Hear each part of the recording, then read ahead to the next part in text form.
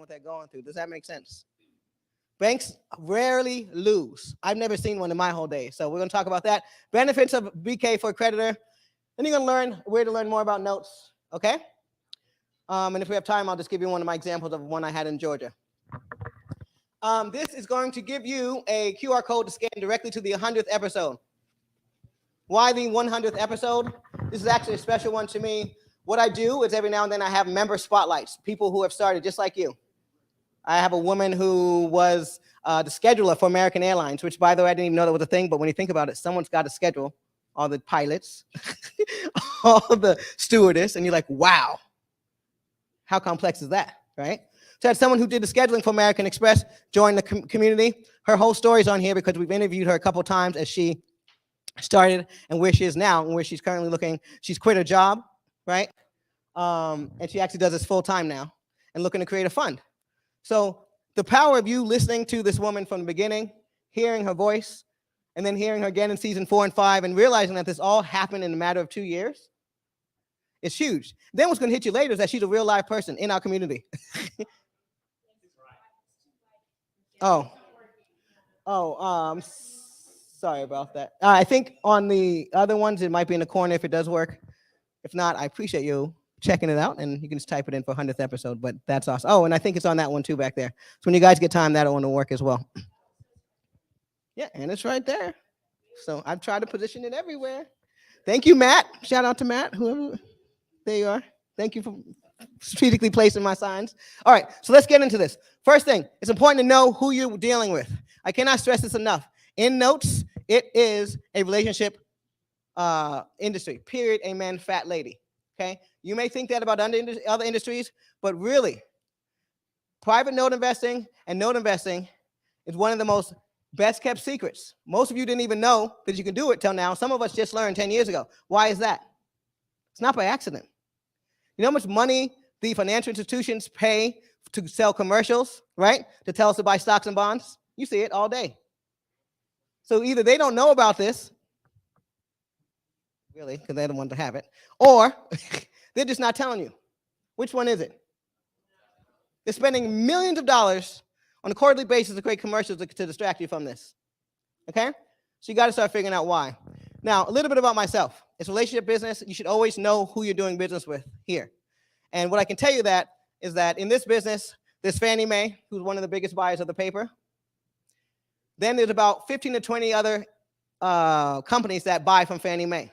And that's about it, okay? Call it 30. There's no more than that because you have to have a minimum of $50 million to buy from Fannie Mae, okay? Now, I'm assuming there's a few people in here who can cover that. I don't know who I'm in the room with, okay?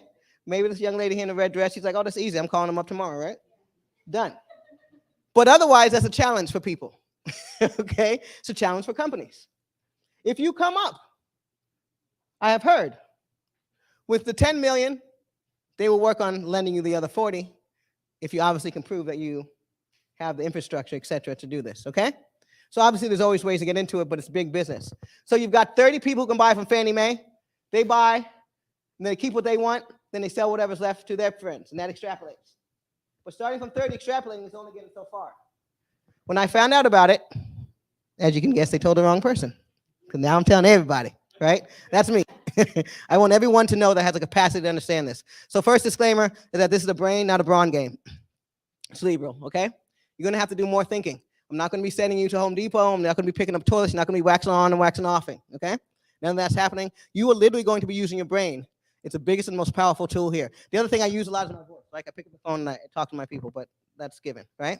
So I am originally from New York. That's why I talk so fast. If I'm talking too fast, someone just give me the signal and I'll slow down, okay?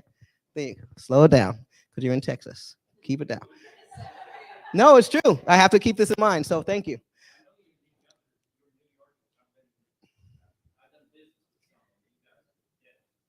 Just on fire, right? Just won't slow down. So that's my reminder to slow down. I'm originally from New York, so you know I get this honestly. Grew up in San Diego, though. Small town called Poway. Anyone familiar with Poway or San Diego at all? Oh, you must be with the cowboy hat. Yeah, who knows? What about you, sir? You've been there too, you said? Oh, and you know about Poway. Highway. I love it. Yes, I live right off the 67 by. I'm very excited, guys, because it's a great town, but it's a little bit like Texas used to be, not anymore. But when I moved there, it was a small town. We literally have my guy was laughing the other day because they were building sidewalk. He thought it was a sidewalk, and I was like, that's not a sidewalk for humans. That's a horse trail. It's for we build things so people could ride horses on the street. It's not a sidewalk. And he started laughing. He's like, this is ridiculous. So that's where I live. There it is. Yes, it is.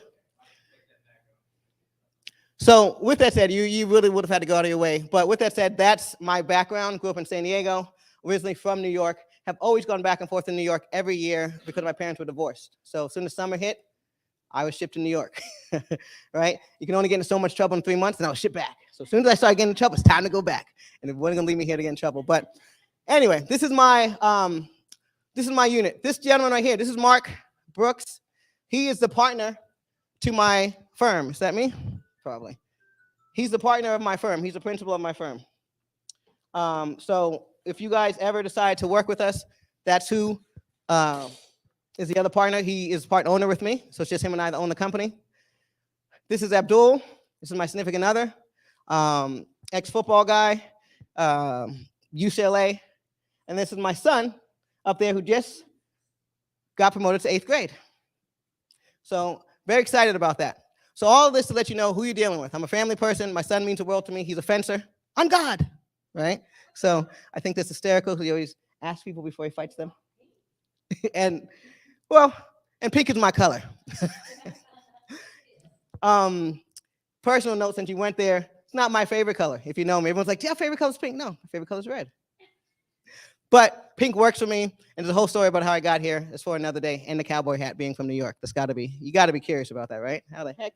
So, but anyway, this is who I am. I have a degree in economics, industrial organization undergrad, or minor, as they say, and then I have an MBA, okay?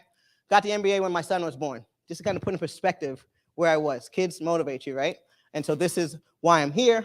And what else was going to share with you guys? I thought I put stuff here. You'll see stuff on the side. Basically, what I'm doing here, I'm an educator. My future, what I plan on doing, is we are going to be doing a note lab. We do 4 note labs a year. One of them happens to be in the Houston office of Quest. I believe that's in April. And then we do Los Angeles. The next one is going to be July 9th and 10th. We do it both virtually and in person, right outside the LAX airport. Outside of that, my next venture is, my big, hairy, audacious goal is to do a $50 million raise to do a fund. So that's who you're dealing with, someone who likes to get out there and do more, all right? All right, let's get into the meat of this. What is a note? Anybody care to indulge who said they know what it is and want to tell everybody what a note is from their perspective? It's a loan, right? Perfect. So that's the long and short of it. So when we buy loans from the home, these are the things that I'm most importantly looking for. The promissory note, this is a legal document signed and sealed, right? This actually transfers the property. Oh, sorry, this is actually the deed. The deed is the one that transfers the, are these both the same? Yeah, I forgot to make the right. So let me do it from memory. They're both the same. So the promissory note, that is the dollar amount and what's going to be attached to the deed and attached to the home, okay? The promissory note is actual money. So when you think about, when I was young, I was like, oh, I wish I could always print money from home. Anybody else thought? No, just me? Okay. Okay, so I remember thinking that when I was little, this is the closest thing to me ever being able to do that. Because you, if you have a property and you create a note, it's worth real money, okay? You can actually go to a bank, right, and hypothecate it. All these things. So this is actual a financial instrument, okay?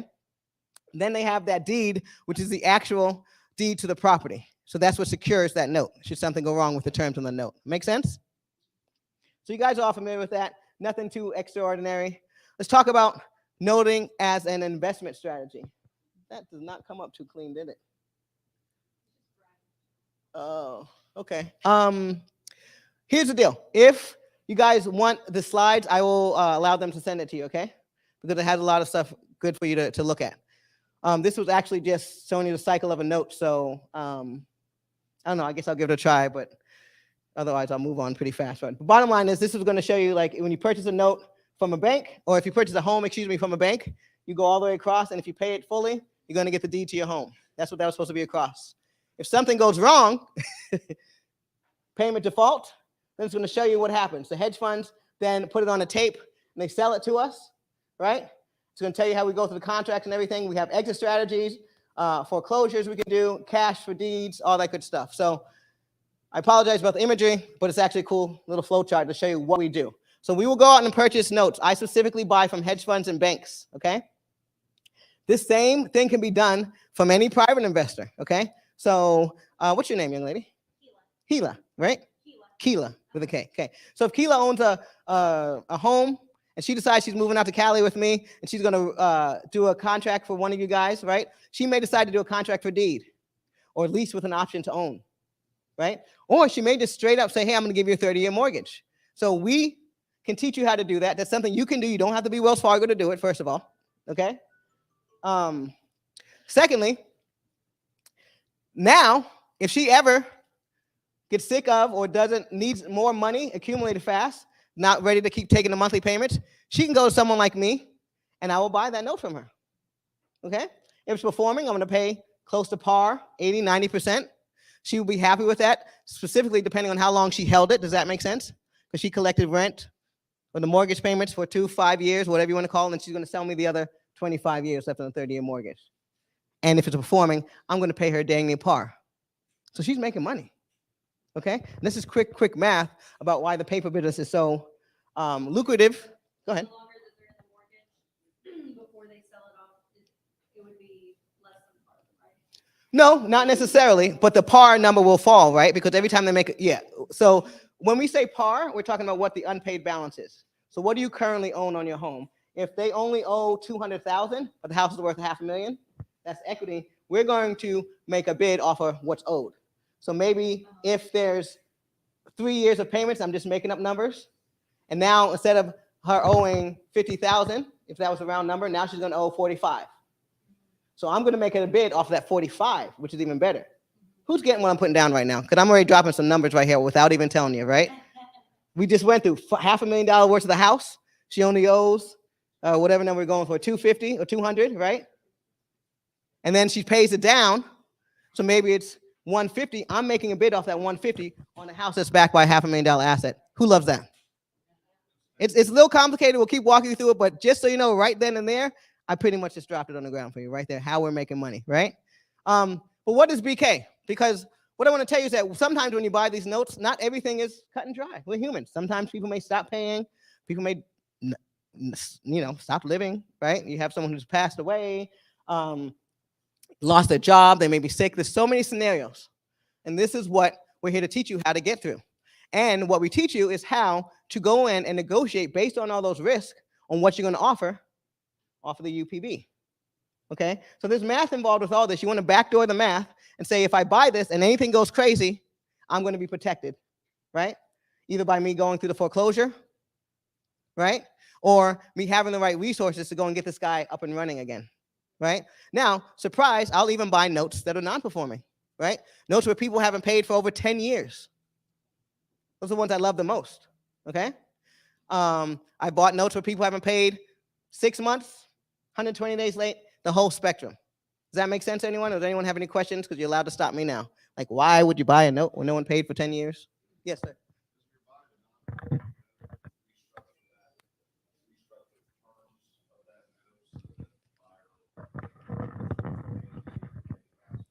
You fully can. You're the bank, right? You have the right to do loan modification, rate modification, right? What we're going to teach you is here what's the best move at each time, right? Because also you can run into the borrower that's just playing games, right? So you have to have a defense for all these. You have to be to pick them out. Cool thing about buying notes that already originated is that they're already originated. So you can just look at the pay history. I'm not worried about your credit history. I don't know what that credit report's going to tell me any better than the fact whether you paid your mortgage every single day over the past 2 to 3 years. You get amen? You know what I'm saying? That's what I want to know about. So that's why I choose, instead of originating a loan, to buy a loan from a bank. Because in my opinion, this is how it goes. We get all dressed up in our suits, and we go to the bank, and the bank comes out in his suit, and he's like, I'm going to be a good lender, I promise. Not going to be mean. And you're like, and I'm going to make all my payments, I promise. I'm never going to miss one. And everyone's got their best foot forward. Then they leave, they get the loan, and then life happens. Real life. Okay? The bank turns into a Okay? And then you are just having life and you just need somebody to help you, one way or the other, whether it means how to get out of the house, because I'm in a bad financial burden, I may have been in a bad loan, which I have tons of those, or, hey, I need some grace, right? And Lord knows banks can give you grace if they decided to. They've got the profit margins too, right? So that's the difference. You can now become the bank and not be that big bad bank. So the answer directly is yes, you can change all those things. There's about 15 to 20 different exit strategies that you can do with a note when you get it. And the last one, when I teach you, is foreclosure. The last one is to go off of the house. Now, to be clear, if I buy like the house I bought in New Jersey, December of 2020, so right smack dab middle of the pandemic, it was in New Jersey. It was vacant. They hadn't paid for over 10 years. The lady had passed away. And her one survivor, because I looked it up, I'm going to teach you to do this, was a disabled special needs spectrum child, right? So we didn't think she was coming back, right? So went through that, didn't leave my house in Jersey at all, made a few phone calls, took about 11 months, 15% return. So here's what's interesting. It's double digits. Did I retire off of that one deal? No. But if every time I sit down and go to bat, and I don't have to leave my house, I don't have to go to Home Depot. Can I get an amen to that? That's young man's game right there. I have to go into Home Depot, after this, that, and the other. In my opinion, never mind what it says on the paper, but in my opinion, my return is a lot higher, right? I used to do flips. Let me tell you why I stopped doing flips. My last flip was probably about 20 years ago in Indiana. And the lender won. And here's why I tell you that. Because it went over so much. When it finally closed, I flew to Indiana to go to the closing. Why? I don't know. That was me at the age. And I literally got a $50 check. When I tell you I was livid, I still am telling the story. That's how livid I am, okay? And there was nothing I could do about it because every day that went over, right, the lender, the bank, gets his money, right? And so my profit margin shrinks. I literally walked away with a $50 check, and that's when I knew things had to change around here. I could not continue doing this. The fact that it was even an option for me to do all the work, find the house, okay, renovate it, babysit the contractors. You know the whole deal. And then for anyone to even leave the table with a good conscience, like the lender should have just been like, here, Jasmine. I'm just saying, okay? Conscience. Now, you don't have conscience as a bank, I get it. But if you had any conscience, you'd be like, look, you worked too hard for $50, right? That did not happen. I got to go home with my $50 check, okay? I don't even think I cashed it. I was so angry. So things can happen when you buy notes. One of them can be that they will file bankruptcy, okay? So what is BK? In a nutshell, we just go to Wikipedia. Let's talk about it from a basic standpoint. It is a legal process through which you, as a person or entities, if you cannot repay your debts to the creditors, you're going to seek relief, right? Keyword is relief. It doesn't say you're going to seek, a force field where you never have to pay anything again. You're not going to get a force field. You're not going to get any magic, right? It says relief. So from a borrower standpoint, they're going to get protection from the creditors. They're going to get additional time. Sometimes they're going to get to reorganize their debt, and sometimes they're going to get to spread out their payments. Those two things with the stars are going to determine getting thirsty. Those two things on the side are going to be a byproduct of what chapter you file, chapter 7 and chapter 13. Okay. From a creditor standpoint, what is BK? It's transparency. Okay. It is predictability. It is a prescribed route. It is many times discounted. Okay? Yes, thank you very much. And so that's what I want you to understand is that from a creditor, when you're a bank, bankruptcies can be great things. So think about this. We all know that person who's like, I haven't paid my rent, haven't paid my mortgage or whatever for a while. I'm just getting away with it. I'm sticking it to the man, right? But we all know that's not what's happening. Why would a bank let a house go or someone go, 10, 5 years without making a payment? Can anyone tell me? Anybody think? Yeah, what do you think, sir? Ooh. Appreciation of the property? I like that idea, yes. 100%. So, couple things. Good point, great point. Both correct answers. One, especially when you're buying from big banks, right? They're not worried about anything going on in middle America. They just might now be getting interested because home values are starting to get over 100,000, but no bank is interested in homes that are worth less than 100,000. The math doesn't pencil out for them. Okay, done it over and over again. So now, Right. They won't even accept. Thank you. You know the deal. So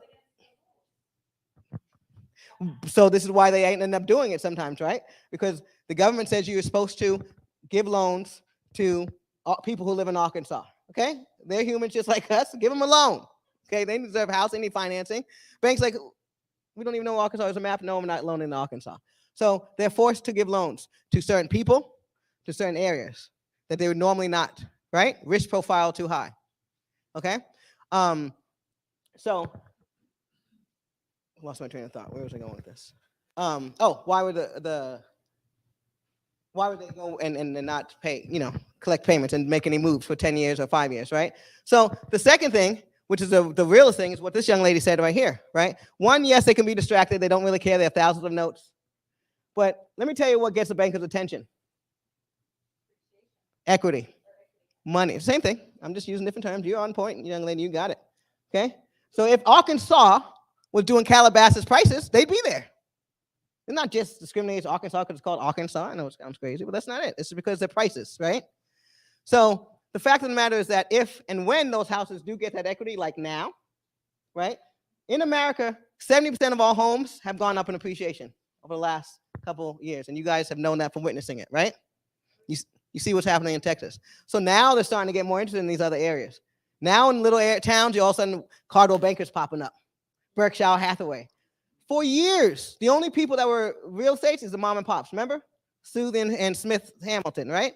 The Hamilton real estate. Now, the big boys are coming in and getting in on it, okay? And so this is why you're not really getting away with things, because when a loan, if you have a loan, the bottom line is every day that the payments due, that payment's due. And it's getting added, plus late fees. So you're really just making us more money. We probably don't have that much money in the game, okay? Let's talk about hedge funds real quick. A lot of the hedge funds that I work from, they will go and buy homes from Fannie Mae, right? When I got in on the game, they were paying about $500 a door. You talk to them now, because they're buying in bulk, by the way, 50 million. Talk to them now, they're pissed because they're paying about $1,500 a door. And now we can't make money that way. Oh, okay, all right, sure. Yes, they do. All right, and so my point is that they would go and get these homes for about $500 a door, middle America, where no one cared, no one had any rights, and then they would go give a lease option to contract for deeds to people. They wouldn't touch that property at all, right? And so this is where that predatory lending comes in. They have the most usury rates, and a lot of times that paper didn't go well, and I'm in there buying it. One thing we do know about Wall Street, they're going to keep doing this stuff, right? They're going to come back with no interest, no income loans. It's coming back. It's not here already. So the bad paper is profitable. It's going to be made. Who's going to filter it out and clean it up? The banks don't want to unless it's worth money, right? So that's what we're here to do. That's the way I look at it. We're here to grab those things and take them if they're going to give them for the right price. So back to the lecture at hand is bankruptcies are usually the reason people don't get into notes, because they're worried about someone files bankruptcy. And I'm here to tell you that bankruptcies are going to give you some bonuses. Yes, ma'am. So with the bankruptcy, if you want to keep your house, you have to, you still have to pay. Thank you. It doesn't matter. No one gets to live in America for free. If you file bankruptcy or not, it doesn't affect the note. It shouldn't affect me as a banker. Right. Yeah, exactly. So if the owner doesn't want to pay, then they have to sell or foreclose. In the end, yeah. So Why is anybody afraid? I don't know, but you need to come with me. That's all I can tell you, because you're not afraid and you get it. So we need to rock and roll. Okay. But these are what happens. People are afraid because people tell them these things. You understand? Yeah. So there's not any logic. Fear most of the times comes from illogical places. So that's not really it is. What I'm here to do is talk you through that. So let's go through these bankruptcies again, because you're right on point. This is exactly where we're going. To chapter 7, right? You're not lending at 100%. You typically aren't. I mean, 100%. You're not. You're not. So you're already starting ahead. Boom. You're already doing the math. So let's stay focused on this, and we can get to that in a second. So chapter 7, right? So this does not involve the filing of a plan of repayment. It's known as a liquidation bankruptcy. Okay? Usually, so for me, if I see a note that's in bankruptcy, I want to know if it's a 7 or a 13. Why is that? What do you think goes to my mind if I see a chapter 7? I would pick on you. She already knows, I'm sure. But if I see a chapter 7 bankruptcy in a note and someone trying to sell it to me, what do you think goes to my mind first? Debtor's going to refinance or readjust their. I'm the debtor.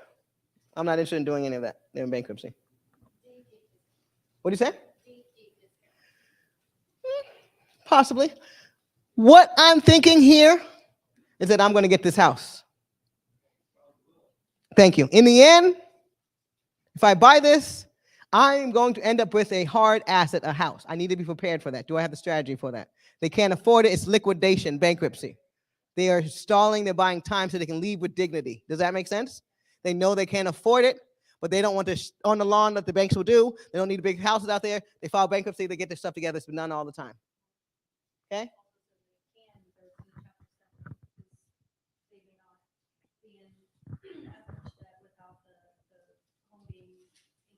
Exactly. So, chapter 13, we call this a wage earners plan. Keyword is earners. They have money. They got something to work with. So when I see a chapter 13, my thought is immediately, I'm going to get payments, not a house. Does that make sense? Is everyone following me? So right off the bat, I'm going to teach you, as you look at a note, you can tell right off the, do some math and say what, I have sinus problems to say no. What is what your most probable outcome is going to be? Am I going to get cash payments, which some of us are here for cash flow. Some of us are here to get vacant homes, okay? And some of us, like me, I can make it work either way. Just give it to me, right price, right?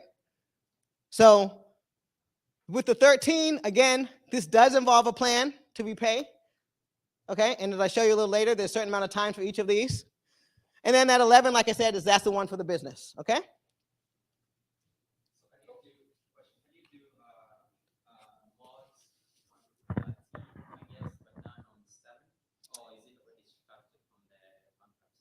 So once, this is where we're going actually, great question. So once someone files bankruptcy, an automatic stay is what goes in place. And so what that means is we, as the creditors, can no longer contact them. It's just everyone, stay put, don't move. Everybody creditors stay at bay, okay?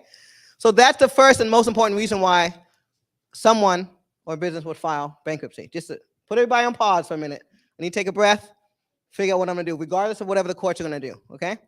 After that, then depending on what you file and what you're allowed to file, because sometimes you'll get kicked out, then certain steps will take place to rectify it, okay? And so the first thing that's going to happen is whether you file a Chapter 7 or 13 is going to trigger that automatic stay, okay?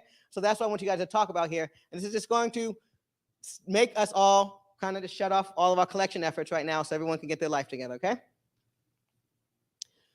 Breaking down into 7. Oh, yeah, sorry. No, please.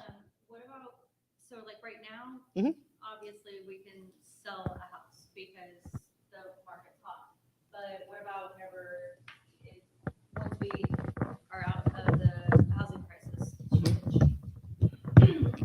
Then, I mean, I guess it would be a little bit more scary to take on a note with a bankruptcy, especially if it was to be a Chapter 7, right? Because you're going to get the property, you mean? Because you're gonna get the property, and then what are you gonna do? You're sitting on it. Yeah, I mean, that's, so part of what your calculation needs to be, and what I'm always doing before I buy a note, one of the things I'm checking is what is DOM in the market, what is days on the market, okay? And so you just have to prepare yourself. What I'm going to tell you is that this is not a get-rich-quick thing. Nothing's happening quick. That one note I told you in New Jersey took me almost 11 months, okay? And that's one of the quickest ones. For me, I didn't leave my house, didn't have to go anywhere. I got a tape from the email. Everything I did was from my desk. I'm all about it, okay? The years are going to go by anyway, okay? And so as long as I'm not out there away from my son, I'm staring at him the whole time, just watching him grow. Like, it's just, that's what I'm here for, right? So the Chapter 7, when we get back to that, that is going to have what's called a schedule. They're going to work out schedules for your liquidation, right? Versus a plan, okay? That's going to last about 4 to 6 months. It's not like forever and a day. So a lot of times for a lender, if someone files a Chapter 7, just wait till it's over. Shit, by the time you realize it'll be over, right? 4 to 6 months. So first thing I always teach people is that time is probably one of the biggest risk and pain factors in note investing. So we all come from a microwave society. Literally and figuratively, that's why NASDAQ exists. I'm telling you, I used to day trade on Wall Street, Maiden Lane, okay? NASDAQ exists to distract everybody from all the up, down, left, right, CEO had an affair, oh no, right? We're all entertained, we got this, we think we're cool, but there's no place for the regular person there. Take me out for drinks, I'll tell you all about it, okay? The bond market. The bond market has more participants, more actual dollars than NASDAQ. Do you understand me? The bond market is where the smart money is. And lo and behold, I'm talking about paper.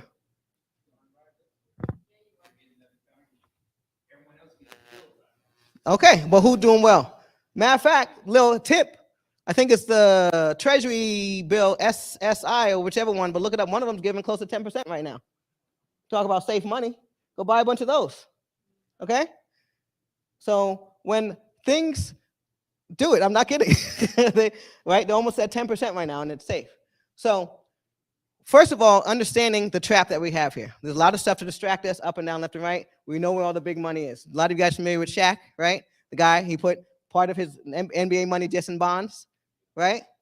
That's why he's still around and doing all the big stuff. Everybody else trying to figure out, if they can, feed their family in the next week. So it's very important that you get a handle on where we fit in this whole credit thing, right?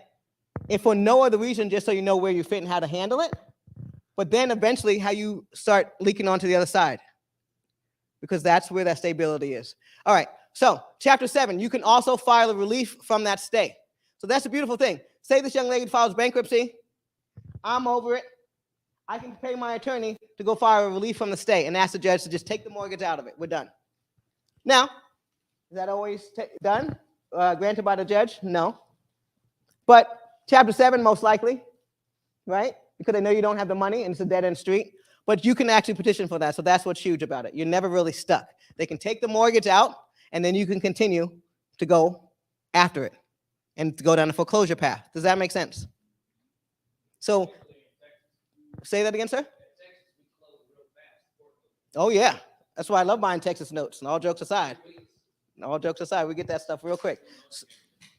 So all those southern states, Texas, Georgia, I'll teach you some of the greatest places to buy the notes because you can get that foreclosure taken quickly. Places like Florida, New York, New Jersey, take a while.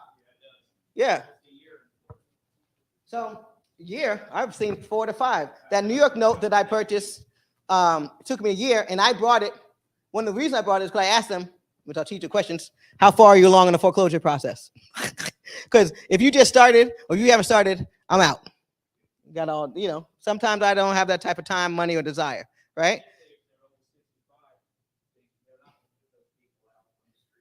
Right, and nor do we want. Remember, we're the good banks, right?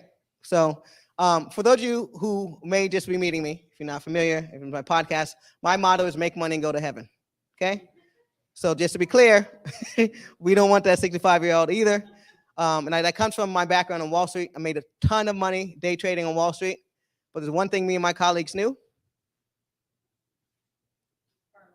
We weren't going to heaven.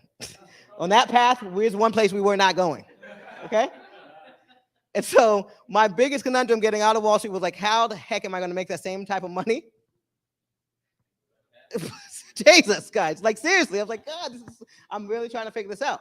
So that's what we're doing here, right? So we're going to teach you can be the compassionate bank, especially with the type of returns they're making. There's no excuse for these banks to be doing some of the things this gentleman suggested, right? But they will. Chapter 13, digging into that a little deeper. This is that plan part where they're going to work with a plan. This can last 3 to 5 years. So they're going to take money and say, we're going to do a plan with you and your mortgage, whoever, and spread it out over 3 to 5 years. Does that make sense? So it's an actual plan. You have to have money to be in. If you don't have money, they're going to kick you out. Okay, because they have nothing to work with. You have something to work with. If for any reason you're late on a payment, we get a letter for these fines from the city, taxes haven't been paid, we as a lender can go back to the judge and say, we're done. We want this kicked out because and we need to go through foreclosure because they're not honoring the BK. It's the other thing I love about it. Okay? Literally and figuratively, we can go in there and made a mistake. They didn't pay taxes. Right? So, again, you want to be the nice bank. Most of the time, I just put stuff on pause and let it go automatically with the attorney, and they update me. But you do have the right to be a little bit more aggressive, and you can. You can also get a relief from the stay, as we mentioned. The borrower in this case usually always gets a second chance, sometimes third and fourth and fifth chances. I will tell you that up front, okay? So one of the biggest issues, and I mentioned this before, is time. With bankruptcies, you just have to be ready for time. They may file 1, 2, 3, So I'm gonna fast forward to the end, tell you my little story real quick about Georgia. So, okay, my very first note, oh no, my second or third note in this industry, I got a note in Georgia, okay? McPherson Airport. Anybody familiar with Atlanta? You're a traveler, huh? Okay, perfect. Well, for those of you who are not, I bought something in Georgia, and this was probably like 6 years ago. It was a home on the corner, and the lady ended up filing bankruptcy like 3 to 4 times. And I'm new to this, so I'm not the sense I am now, like, just breathe, go jogging, right? I'm just like getting, what, again? This is what I learned, actually, all this stuff. Like, just listen, it's not your home, right? You're fine, your kids aren't, you're not an issue. You be patient. You don't know what this lady's going through, okay? And as I started hearing a little bit, I started putting together the story in my mind. You never know if it's true, but kind of, and I have a feeling she had a son who was in high school, and she just wanted to get him out of high school, right? So understood, okay? And so, again, I'm pretty young. I'm getting upset every time she files it, but I'm not really doing anything. I'm just like, call my lawyer. It takes about 3 additional years, not kidding, Georgia, which I'm expecting to get in and out quickly, okay? It's a state. I'm like, yeah, I'm gonna get out quickly. Oh no, she files bankruptcy, and I'm thinking, okay, after the 3rd one, then the judge is not gonna let her do it again. 4th one is when he said no.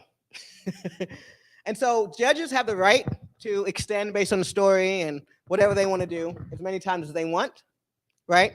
But there's always going to be an end to it, and you can always say, listen, I just want to get relief from this, right?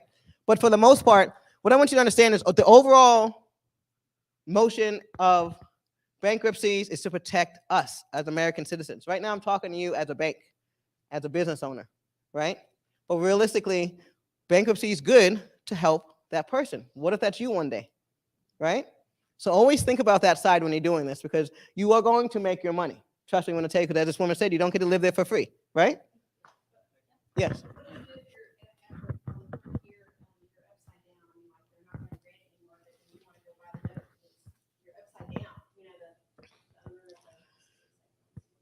Oh, you or the owner of the house? Okay, well, that's a different scenario. Okay, so in that case, most of this stuff is done on the front end. So I think it was you that mentioned you would get a discount, right? So that's part of the whole thing, is making sure that you can somehow estimate the discount needed should this bankruptcy go 3 to 4 years. So when I see a bankruptcy, I'm always going to make sure that I have 3 to 4 years worth of tax payments and stuff in there that I have to keep going or whatever to keep the house going. But the truth of the matter is that's why people sell bankruptcies, right? If you're the originator and you're in it, there's 2 reasons why I've seen banks sell notes. 1, most importantly, right? They're upside down. They're losing money. They've been doing this forever. And 2, the attorney just gets exhausted. Most of the time, the attorney's the one complaining. Okay, they're sick and tired. They've been dealing with this person for 3 to 5 years. They want to move on. And so they're like, just sell the note, right? So what ends up happening, again, for the note originator, it's very far and fetched for them to lose money because, again, they made money with the down payment, okay? They're going to make money with the points, right? They're going, the first 10 years is all interest, right? And then mess around and come to me, and I'm going to say, I'll pay you 50 cents on the dollar. They probably already made all that money, right? So the sooner they sell it, the better, and they still make it out whole, if not profitable, right? So for you, what you want to do is always, what we're going to teach you to do is check out the after repair value, what things are going to go, days on the market, and how long you think it's going to take you, and calculate that into it. The seller's going to know, right? You say, I'd love to take this BK from you, but it's going to take me, could take me 3-4 years in Florida. So I'm calculating for that. This is the price I need. Yeah, you're right. Here you go. Make sense? Yes, sir. Mm-hmm. Yeah. No, I don't. They are quicker. I'm not a person here for speed, right? I'm all about just taking the time and just getting it done and not to get rich quick. And so it definitely takes longer. So you guys are the people that buy out taxes. So I'll end up just paying you off. Yeah. And you should do both, right? This is just to add to your portfolio. But when I'm in my note space, right, it's not about how quick, right? It's about how, right, what my potential returns are. So you guys familiar with asymmetrical risk? Who's not? Should I tell you about asymmetrical risk a little bit? Please. Asymmetrical risk is literally the secret to all these multimillionaire success, okay? If you look it up, what's the guy? Tony Robinson. What's the other guy? Saki. Grant Cardone. I want to talk about the people I don't like too, okay? Grant Cardone, that guy. All they talk about is 10x. Now, to me, 10x is quite outrageous. That's why me and Grant can't get along. I'm like, dude, calm it down, right? You're getting these people on this whole, sometimes you go overboard with your excess. But the truth of the matter is when you think about people like Tony Robbins and those guys, they want a 3x or they want a 5x. That's asymmetrical risk. Asymmetrical risk says that you've done the math and that you stand to reap more reward than you are risking. If you put that in your mind before you do every deal, this is how you turn into those guys. This is how you start making money because you're 3xing or 5xing. 10x, listen, every deal you find is not going to be a 10x, okay? And that's where you start getting excessive. But 3 to 5x's are out there in the world, dude, I promise you, in many different shapes and sizes, and notes is one of them. Does that make sense? So you find anything that does 3x, that's got the asymmetrical risk to it, then you get involved with it, right? Because you stand to make more than you're risking. That's all you can ask for in an investment. Does that make sense? Can I get an amen? Someone say, yeah, I get it. Yeah, all right, perfect. So podcast all day about that thing. I'm not making it up. I always like to say that it's true story. Yes, sir. On the spreadsheet, the special way I do it, literally and figuratively. There are all those things that you may not be able to quantify, right? Like, let me give an example, like how sick I'm going to feel if this happens, right? But you can determine if someone files bankruptcy, they're either going to 3 or 5 years. That's the max, right? So you put those in there. I have a spreadsheet that accounts for at least 6 different scenarios. I plug it in, right? And voila. That is how I make my decisions. No more emotions. No more I wonder what's going to happen with the Fed and the economy. Listen, guys, I'm old enough to remember my first loan was 8.5%. They were doing loans high, okay? No one died. Wait, newsflash, okay?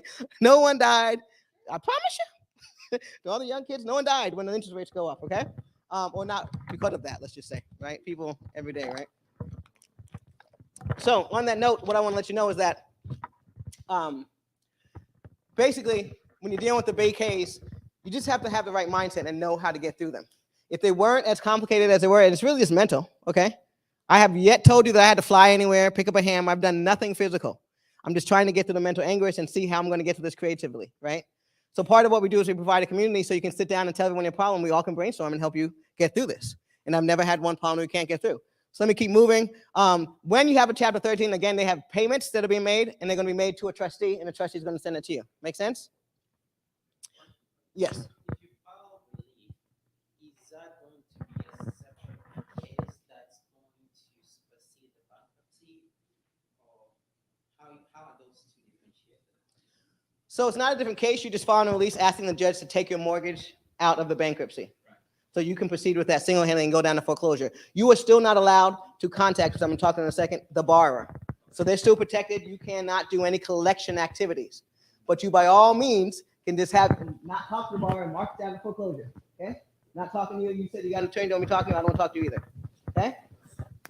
So hopefully that. Foreclosure, then they're going to wait for the bankruptcy to get resolved? No, it's going to be taken out. It has nothing to do with the bankruptcy anymore.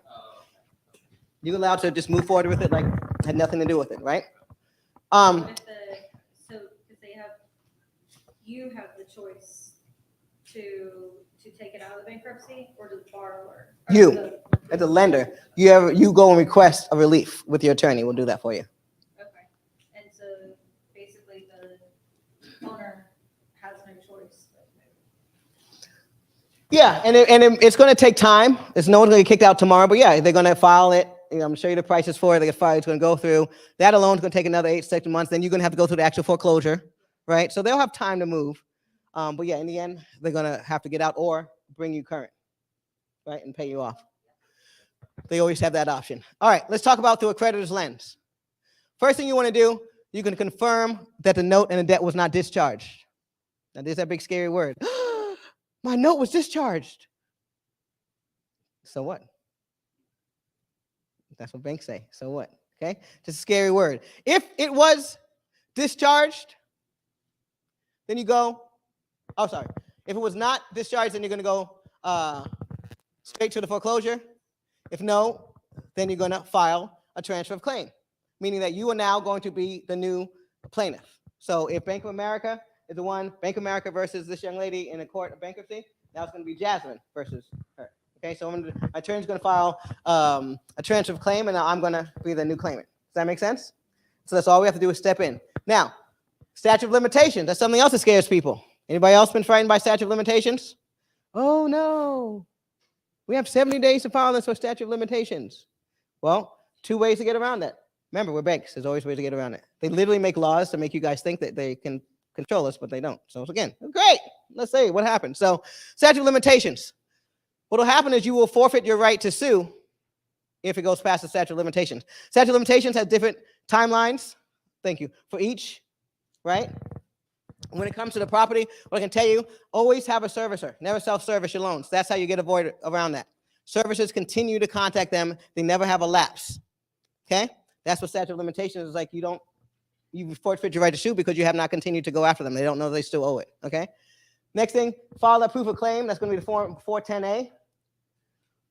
If you find out that has not been discharged, then you have 70 days to file a proof of claim. Oh no, Jasmine. It's 68 days. It's a 72nd day. File it anyway. Okay? Trust me. Okay? Even if it's late, file it. And why, Jasmine? Because the bottom line is, most of the times people file bankruptcy is to do what? It's to protect their house. Okay? So they're literally going to be dragging you in. They're not going to let you forget that, because otherwise, that's why they're here to protect their home, right? So you can do it and they're still going to accept it. They're going to have what's called a meeting of the creditors about a month and a half into it, section 341. You do not have to attend that. Oh, wow. It's smaller and smaller. That's awesome. You do not have to attend that, right? But usually your trustee or your attorney, someone does. It's just a place for you to attend and get more information on the borrower, okay? Trust me when I tell you, you don't need any more information on the borrower. And so if they have that, you don't necessarily have to show up. I'm going to have to get close to myself to see. So this is just a summary and solutions of everything we talked about here today. And again, we'll get you a copy of this so you can have all this, all right? No, you don't have to squint and everything. I'll just read to you. Storybook time, all right? Overall, if the borrower is involved, and they have 2 cases within a year, then an auto stay is in effect, meaning that automatically you don't have to deal with it, okay? So 2 times in the same year, people look like they're stalling, right? So again, there's limitations to everything. If they have 3 or more in a year, again, this is with no automatic stay. Yeah, so if they do 3 or more with the chapter 13, then again, there's no automatic stay. They're going to give it to you right away, right? You don't have to worry about it. Also, you can go to court, right? That can happen, right? Do I go to court myself? No. You send your attorney to go do that for you if needed. But usually I just have the attorney going back and forth, and they're not even going in nowadays anymore either, if that makes sense.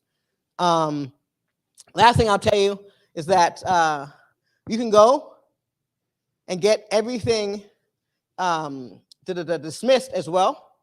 If they do 2 or more, you can just go in and have your attorney and say, hey, we'd like to get a bar inflicted so that they can bar them from filing it again against your mortgage, okay?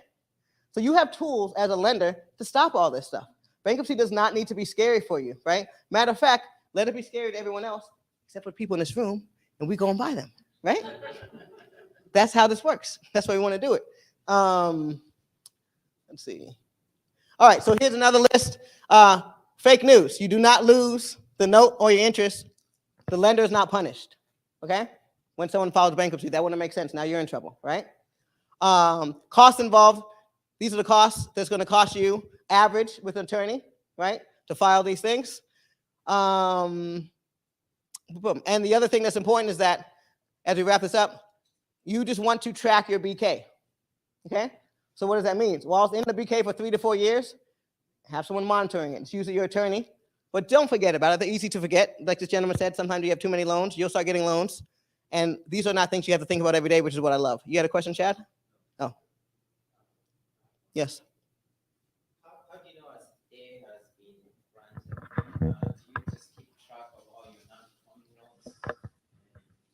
I'm sorry. Answer. How do you know if borrower has filed bankruptcy? Oh, yeah, it's public information. Actually, I'm going to show you here in a second. Let me just skip to it real quick. See this? So first of all, you can always check to see if your borrower has filed bankruptcy by putting their social security number in the PACER, okay? Second of all, if you do a title report, it'll tell you, okay? This is a free website. Beautiful thing about, I talked about transparency.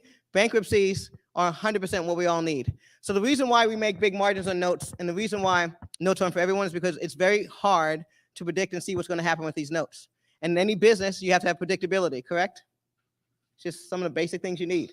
So when you buy a note, especially a non-performing note, you have no idea whether the borrower is deceased, hiding from you, about to file bankruptcy, like just using a second, renting it out and not paying you. Like I've had all these scenarios, you have no idea. And so for you, if you're going to buy this note, that's why you are given a bigger returns, because you're doing something a normal person would never do. No one would, yeah, I know, but most people don't get that. See, you are genius with this, okay? But everyone else is thinking, oh no, okay? No bank says, oh no. So you've got it. I'm here to educate the rest of the people, because everyone else is like, oh no, especially what if they file bankruptcy? I'd love to buy a note, but what if this happens, right? And so you are correct. Here's other areas to learn. I have a season 5, episode 4, profiting from bankruptcy notes, 30, 45-minute episode. I gave you this as a resource. And lastly, this is my attorney out in Ohio. Ohio is a really great place to invest, especially for rentals. This guy can help you with contract for these, lease options, mortgages, foreclosures, evictions, you name it. He is a creditor's attorney. All right? So on that note, here, I'm sorry. You guys want to take a picture of it? Tony Sato, and both of them actually, they're going to be on my next podcast. Good friend of mine, worked with them for over a decade. Ohio. Those are Ohio, they're Ohio attorneys. They may have some other states that they will work with. My rule of thumb, especially when I'm doing notes, all my attorneys have to be local to that state, period. My California guy, he tells me I could do Ohio and Tennessee, and listen, slow down, Tiger, okay? You stay in California, and I call the guy in there. And again, because it's all about relationships, right? When I foreclose on someone in Kentucky, I promise you, my foreclosure attorney's office is right across from the courthouse, and he goes to lunch every day with the damn judge, okay? I'm not here for any type of nonsense, okay? I want y'all to sit down, and he'd be like, look, Jasmine was a good girl. She's not even trying to evict them. She's supposed to make money and go to heaven. Like, how can we make this work? You like that? You like that? You like that? So let's have this work. And you can keep it going. Please don't steal. But yes. That's what our fund is going to be named. So you're going to be seeing hats and everything about that. But the point is that everything's about relationships, right? So the guy from California, first of all, we all know what happens when someone in California calls Arkansas. All the middle people go, California, right? Nobody likes you, right? All right. My 2-day workshop, I'm wrapping this up here. Hopefully, by show of hands, how many people thought this was informative and got something out of it? Did I come out here from California for no reason, or did I help you? Kind of, maybe, a little bit. Got a 2-day workshop. Like I said, it's also virtual and online, so if you cannot fly out to Los Angeles next month, you can go to Eventbrite and sign up there. It's virtual and it's interactive. We run it from the classroom, so you're going to be doing everything that we do inside the classroom. The tickets are full transparency. You're not going to get there and go shocked. It's $600 per person. If you bring 2 people, an accountability partner, you both get in for $1,000, so you get $100 off, okay? This is not a $6.99 course. It's not a $49 course, okay? We are showing you live inventory. There are going to be people with social security numbers and real inventory who are losing their homes. Does that make sense? Okay? People whose performing notes are up for sale. Do you know how rude you feel when your note gets sold and you're like, why would they do that? I pay every time. I'm the best customer. Some people get offended by that, right? Because they don't know that their notes can be sold. And why would they do that, right? So anyway, this is what I'm doing. My next stop as far as education is concerned. And of course, I've talked to you about the negative. That's all I have for you today. Hopefully that was great.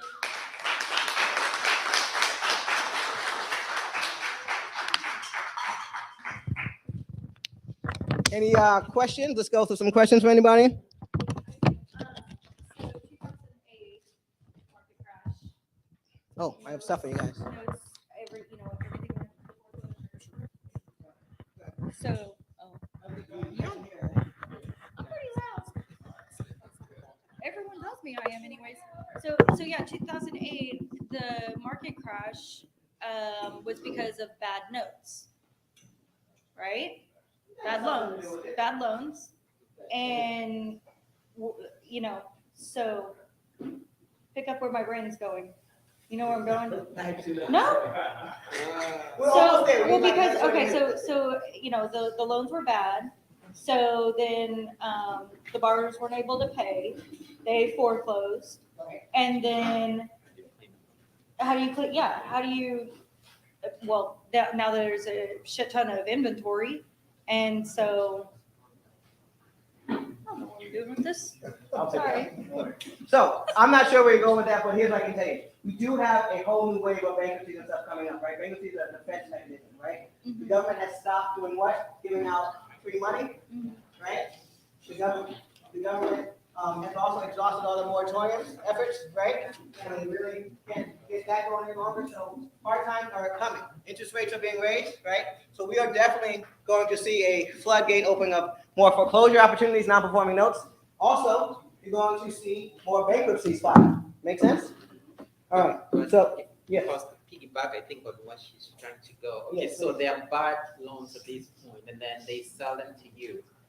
And then at some point, I guess Yes. the government decides these were bad loans from the get-go. What's the recourse? Do you just lose at that point, or do you go maybe, well, Fargo, for instance, used to own them, they originated those. At some point, maybe there's a class action that does filter down to you. Well, So you're saying if we buy quote unquote bad loans, Right, how do we avoid getting in that litigation? Is that what I'm talking here? right. Okay, so best part about that is a couple things, and I'm in the middle of that, just to be clear. So a lot of these guys that I purchased from, what happens is they know they're getting in trouble, right? Attorney General's coming down on them. True story. I buy most of my notes from these guys who go on business. Okay, the hairiest notes you're gonna find. I love it. So they know they're in trouble. Attorney General's already got on them, so now they're at the point of liquidating as much as they can so they can pay the fine. Once that fine hits or whatever the punishment hits, they take all of their assets, right? And they put them in like receivership, right? And so they hold them until they finish paying off that loan, right? And so they are not supposed to be selling those, right? And if they do, then 9 times out of 10, what will happen is we now have to either A, step in their place and finish the lawsuit if there's something going on with the borrower. If it's part of the grand lawsuit, then like I just did recently, I called the Attorney General's office or whoever and said, what's going on with this? Can we get this taken out, right? And what they said was, we will be happy to release this lien for you, but they're not current on their payments. So once they're current, we'll release this one for you. And so they told me to check back. They're pretty much almost done making their payments, but they didn't do the last payment, $20,000 something. She literally told me all this stuff, right? So what I can do is just call back, say, hey, have they paid yet? She said yes, and I'll get to the lien release right away. Make sense? So there's always different levels of inquiry that you need to do, because at the end of the day, people want you to understand, you are helping a community somewhere get a blighted property, right? We're the only one that does this. When there's title issues, you know whose name, oh, that's that house in the neighborhood that's been sitting there for years. and the government's going to protect you at some point because you are providing housing. They're gonna protect you because you're a creditor. That is, well, Yeah, I mean, same thing, but you're more importantly, you're giving out loans, you're giving money. Yeah, and so they're not going to protect you like daddy bear, but they're gonna, in the background, you know, protect the president, right? Or just maybe protect them. Yeah. Make sense? All right, guys, I have some laminated things that's gonna take you about knowledge nuggets. I only brought about 10 of them. I didn't think that's big of a thing, but if you guys are actually interested in notes and stuff like that, then I'm gonna leave these here for you to grab. Otherwise, thank you for listening, and I appreciate you showing up. And I hope that was helpful for everybody. Absolutely, guys. Give her a hand of applause. All right, all right. So, guys, if you guys enjoyed the education tonight, we have a huge expo coming up in a couple months. As you can see, it'll be filled with a room of, the top level investors, educators, people with real life experience. If you guys are interested in that, definitely check it out.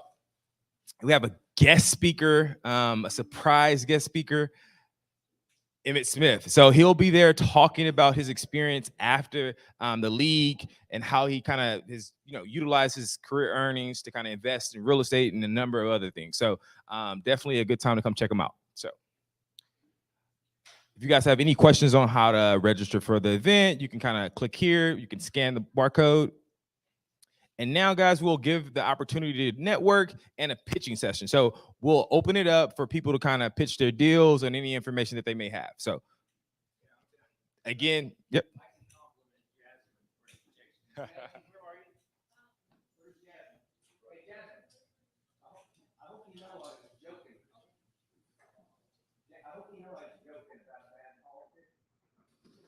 One of the first things we learned in the Air Force Academy is that all the qualities of possibility. You got to learn how to manipulate and also how to, unfortunately, manipulate really express also. But yeah, so I was joking. Do you need the mic or you're good to go? You got it? Yeah, I'll go ahead and take that, sir. So, because I've been courting, I've been working with hedge funds for an excess of 25 years. And I spent almost 3 years courting a New York City-based hedge fund with hundreds of millions of dollars of private money to be invested in real estate in all 50 states, including Texas. Texas is one of the hottest markets. And I had to pay $50,000 for the privilege of getting to sell their programs. But they call me a partner. I'm really an agent. And but I know it's gonna it's gonna be a good payoff. Let me make sure I look at the time here. Now, there's what it takes to qualify. We need to have, you must have an LLC, a C Corp, or an S Corp. We do not loan to individuals.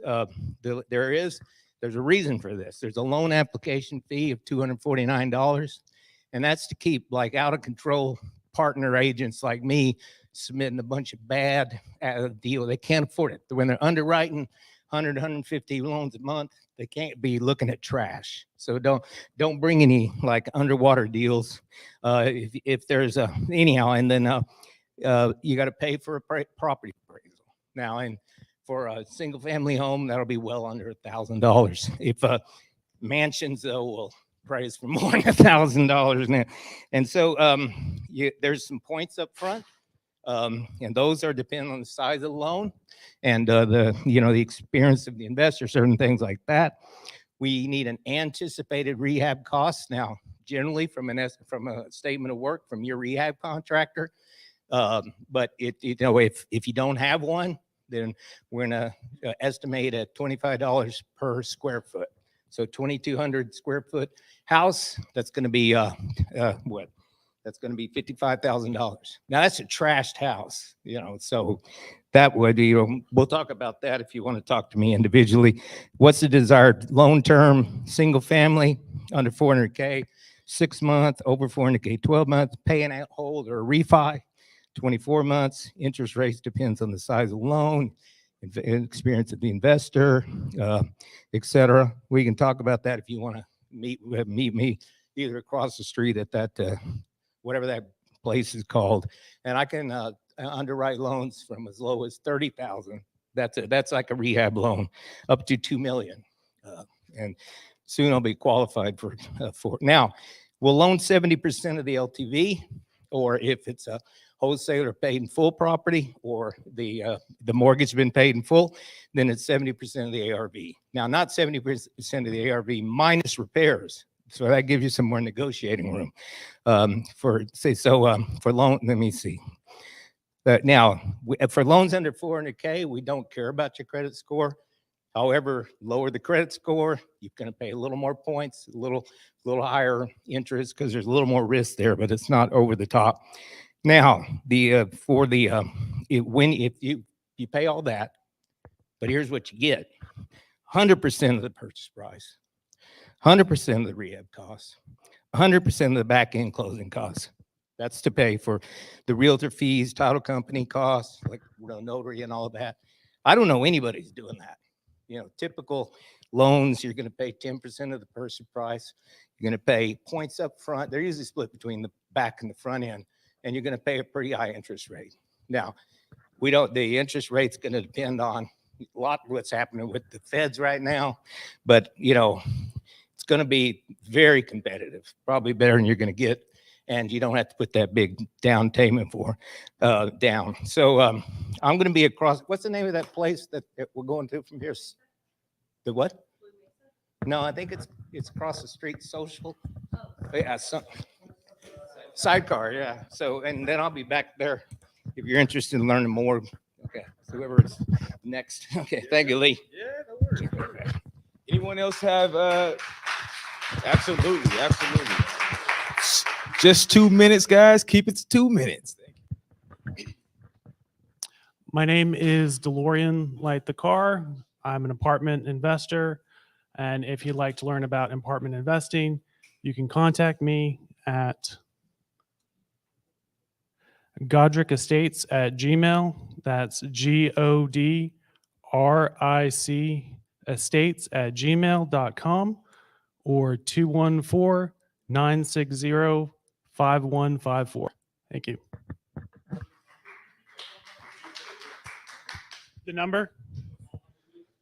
214-960-5154. DeLorean, like the car, and I do apartment investing. All right, thank you.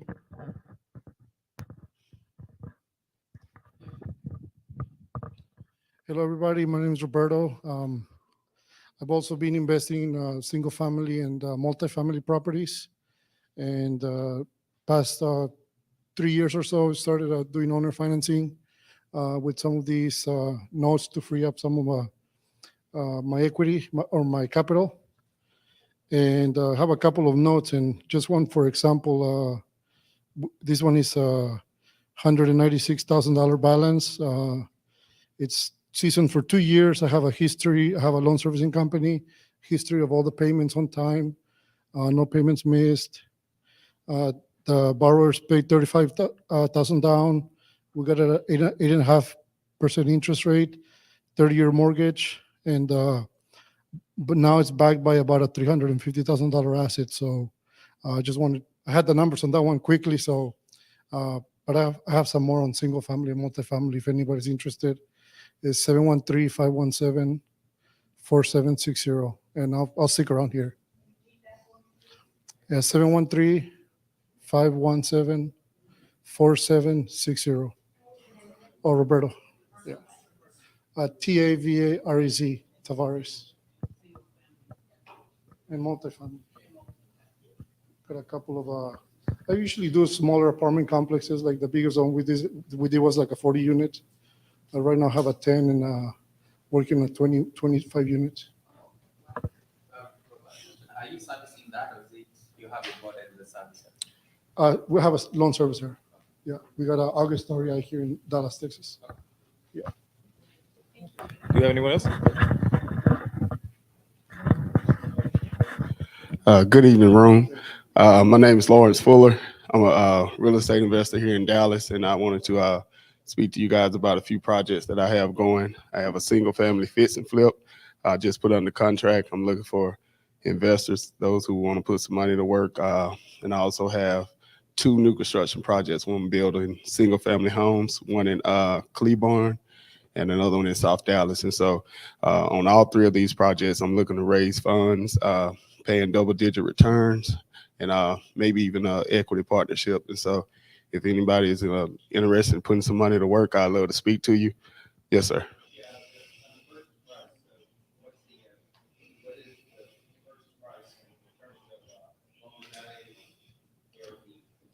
On the fix and flip or the 2 new construction projects?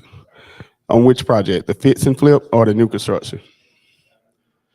So the fix and flip purchase price is around $400,000.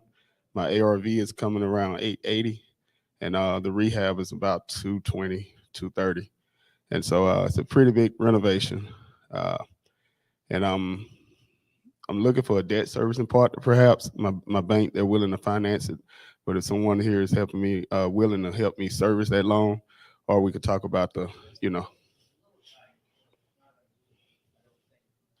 yeah, I didn't have plans, but I can. Yeah. No, I'm willing to speak with you out back. Yes, sir. Okay. And okay. But yeah, if anybody's interested, I'll step in the back, or we could go over to Sidecar Social. It's not a Friday night, but I'll go.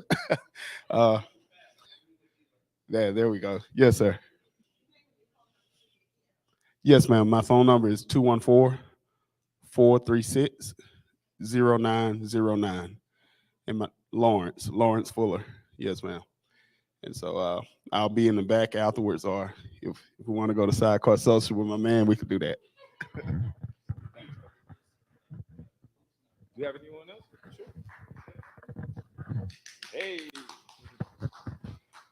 Hi, my name is Keela Gillis, and I'm a mortgage loan officer. Come see me. My phone number is 559-306-7676. I do mostly residential, but I do have other sources for commercial, and I know people. So there you go.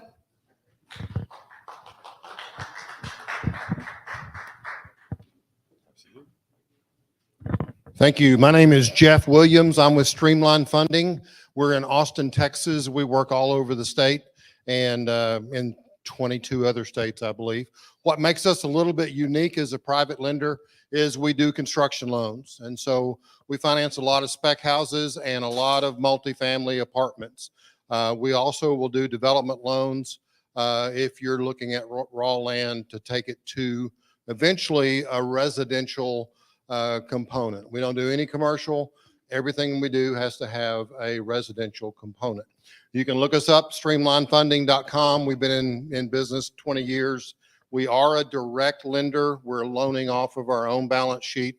And so we have the capital to hopefully help you do your project. Thank you. 210-802-6234. That's my personal cell. Jeff Williams, Streamline Funding. Thank you. No problem.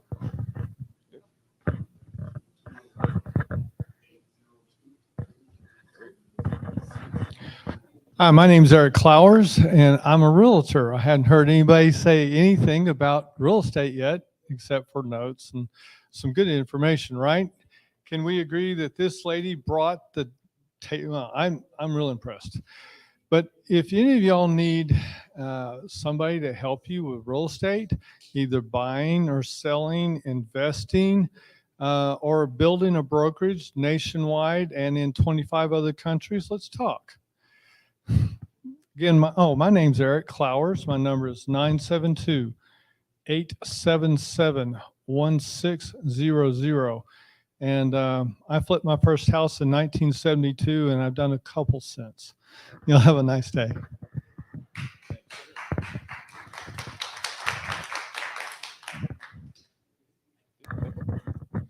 Good evening. I am Matthew George.